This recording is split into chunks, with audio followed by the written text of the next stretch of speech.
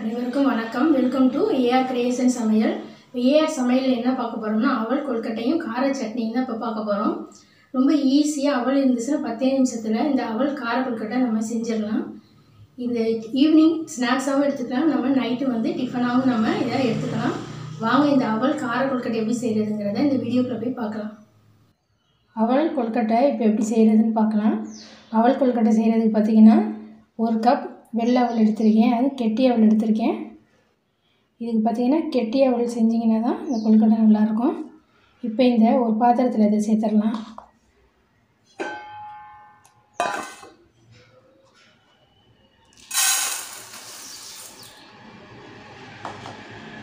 தண்ணி ஊற்றி நல்லா 2 தடவை அலம்பி எடுத்துருங்க.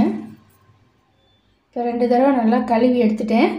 இப்போ இது மூழ்கிற அளவுக்கு தண்ணி சேர்த்து இதை ஒரு 10 நிமிஷம் ஊற வச்சுருங்க. இப்போ கார சட்னி செஞ்சிடலாம். இப்போ அதுக்கு பார்த்திங்கன்னா ஒரு 8-9 வரமிளகா எடுத்துருக்கேன், அதை மிக்ஸி ஜாரில் சேர்த்துக்கோங்க.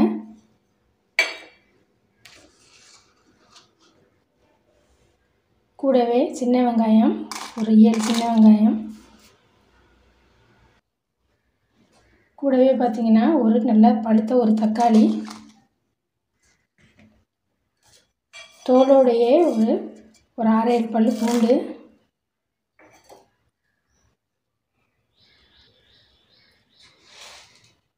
இதுக்கு தேவையான உப்பு சேர்த்து தண்ணி சேர்த்து கொஞ்சம் நைஸாக இதை அரைச்சிக்குவோம். இப்போ சட்னி பார்த்திங்கன்னா இந்த அளவுக்கு நைஸாக அரைச்சிக்கோங்க. இதை வேறு ஒரு பவுலில் நம்ம மாற்றிக்குவோம்.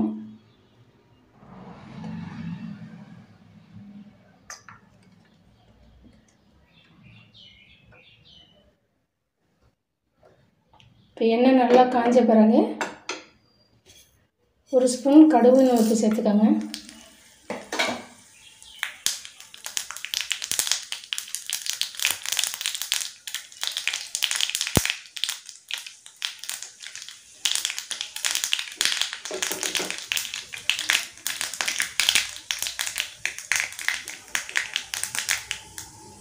நல்லா கடுகு பொரிஞ்சிருச்சு. இப்போ சட்னியில் இது சேர்த்துருவோம்.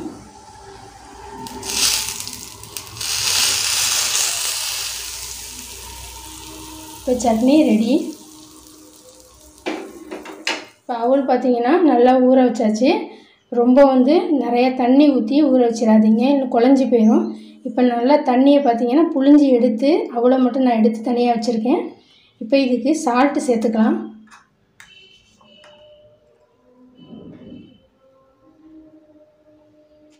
சால்ட்டு சேர்த்து நல்லா கலந்து விட்டுருங்க.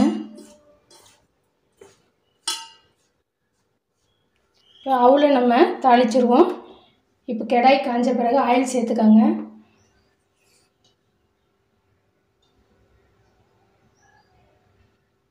இப்போ எண்ணெய் நல்லா காஞ்ச பிறகு 1 ஸ்பூன் கடலைப்பருப்பு, நல்லா 1 ஸ்பூன் உளுந்து, கடுகு 1 ஸ்பூன் சேர்த்துக்கோங்க.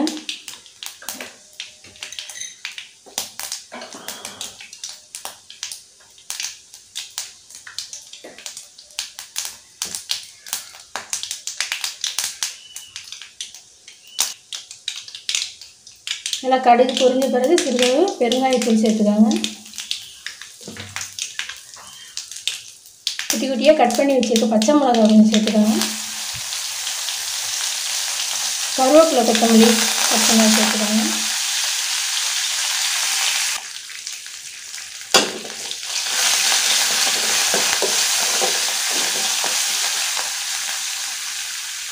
கூடவே தேங்காய் துருவி வச்சுட்டு ஒரு 1/4 மூடி தேங்காய் துருவினதையும் இதோடு சேர்த்துக்கோங்க.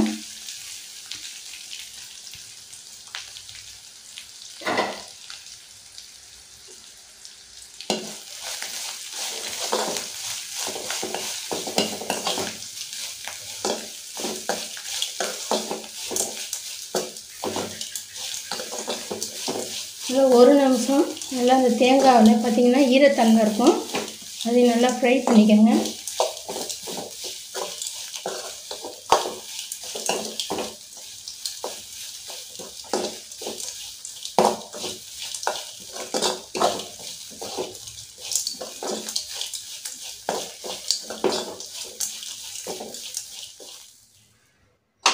இப்போ தாளிச்சது அப்படியே அவலில் சேர்த்துருங்க.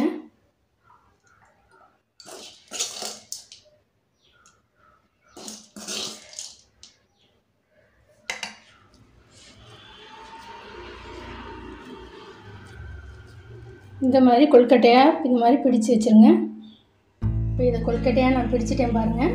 இதை அப்படியே நம்ம வெறுமனே கூட நம்ம சாப்பிட்லாம். இதை அப்படியே வேக வச்சு நம்ம சாப்பிட்டா இன்னுமே நமக்கு சாஃப்டாக இருக்கும். இப்போ இட்லி பாத்திரத்தில் நம்ம இதை சேர்த்து வேக வச்சு எடுத்துக்கலாம்.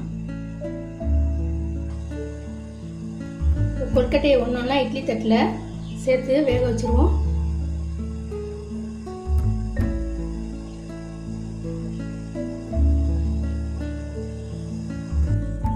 கொழுக்கட்டைகள் எல்லாத்தையும் நம்ம இட்லி தட்டில் வச்சாச்சு. இது ஒரு 5 நிமிஷம் மூடி போட்டு வேக வச்சுருவோம்.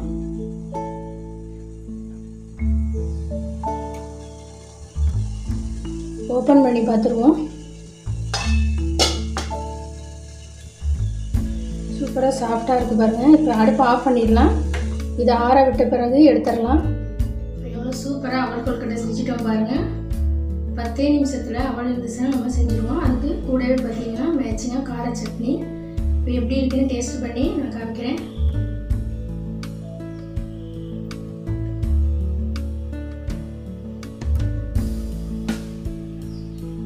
சாஃப்டாக இருக்குங்க, ரொம்பவே நல்லாயிருக்கு.